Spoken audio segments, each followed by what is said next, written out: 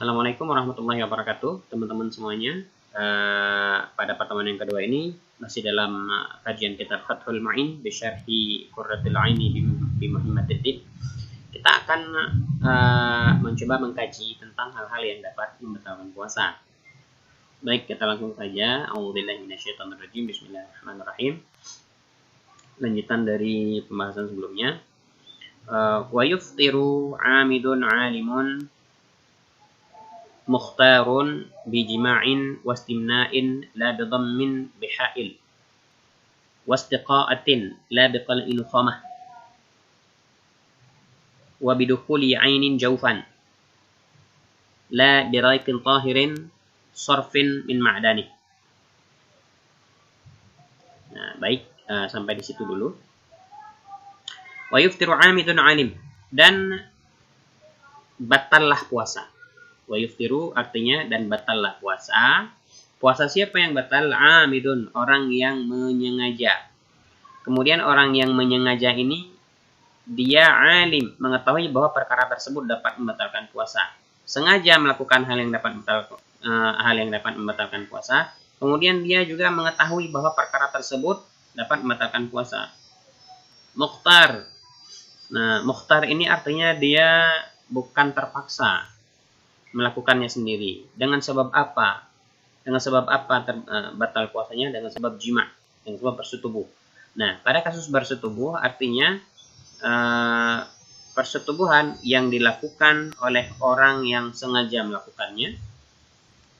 Kemudian ia tahu bahwa bersetubuh pada siang hari dalam bulan Ramadan itu dapat membatalkan puasa. Dia tahu. Kemudian bukan dalam keadaan terpaksa, artinya dia melakukannya atas kehendaknya sendiri. Nah, maka dalam kondisi seperti itu, maka jima' itu dapat membatalkan puasa. Kemudian istimna' onani juga dapat membatalkan puasa, yang dilakukan oleh orang yang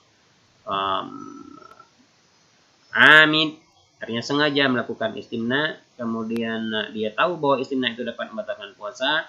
Kemudian mukhtar, dia melakukannya sendiri tanpa ada paksaan. La bidhammin biha'il, tidak batal puasa dengan sebab bersenda gurau dengan halilah, dengan istri, dengan menggunakan penghalang. Nah, namun dhammin di sini tidak boleh kita artikan sebagai jima', karena jima' dalam kondisi apapun dengan menggunakan alat kontrasepsi misalnya tetap dapat membatalkan puasa. Wastiqa'ah, dan kemudian hal yang dapat membatalkan puasa juga yaitu istiqa'ah. Istiqa'ah ini menyengaja muntah. Muntah dengan sengaja, kemudian tahu bahwa itu dapat membatalkan puasa, kemudian melakukannya atas kehendak sendiri, bukan karena paksaan, maka dapat membatalkan puasa. Nah, kemudian la biqal'in khamah. La biqal'in khamah. Tidak batal puasa dengan sebab mengeluarkan dahak. Nah, jadi mengeluarkan dahak itu tidak dapat membatalkan puasa. Nah, istiqa'ah, satu catatan penting yang harus kita ingat bahwa menyengaja muntah itu dapat membatalkan puasa walaupun muntahannya itu masih berada di dalam rongga mulut, belum keluar mulut. Nah, karena rongga mulut pada kasus muntah dengan sengaja itu sudah dianggap bahagian luar tubuh. Jadi walaupun muntahannya belum keluar mulut, itu tetap membatalkan puasa. Nah, kemudian satu catatan juga, walaupun muntahannya tidak terminum lagi, maksudnya tidak lagi kembali ke dalam perut, juga dapat membatalkan puasa.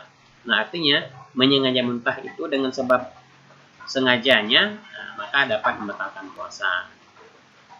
Tidak batal dengan sebab mengeluarkan dahak. Jadi mengeluarkan dahak, mencabut dahak dan mengeluarkannya itu tidak dapat membatalkan puasa. Wa bidukhuli 'ainin jawfan, dan dengan sebab masuknya benda ke dalam anggota tubuh yang disebut dengan rongga.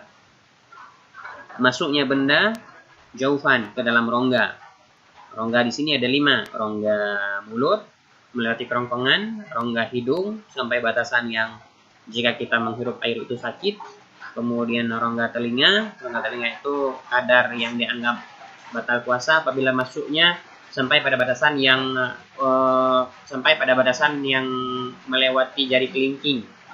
Nah, jadi kalau jari kelingking masih bisa masuk, itu masih bahagian zahir, bukan bagian batin. Nah, jadi yang baru dapat membatalkan puasa jika masuknya ke bahagian batin telinga, batin hidung, batin mulut. Nah, batin mulut melewati kerongkongan, batin hidung melewati batas yang apabila kita jika sampai kepada batasan yang ketika kita menghirup air terasa sakit. Kemudian batin telinga itu batasan yang tidak bisa dijangkau oleh ujung jari kelingking. Nah, seperti itu. Kemudian rongga yang keempat adalah rongga dubur dan rongga kubul.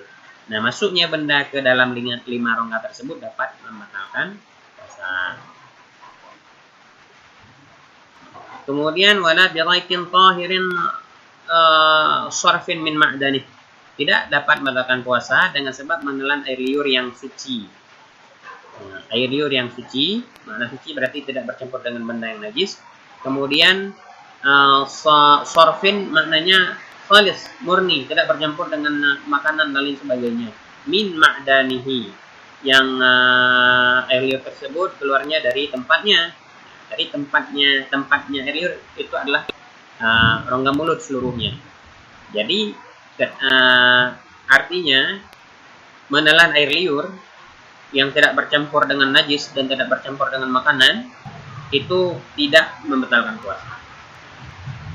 Baik teman-teman semuanya, untuk hari ini kita pada sampai di sini. Insyaallah kita akan berjumpa kembali di pertemuan yang ketiga nantinya. Assalamualaikum warahmatullahi wabarakatuh.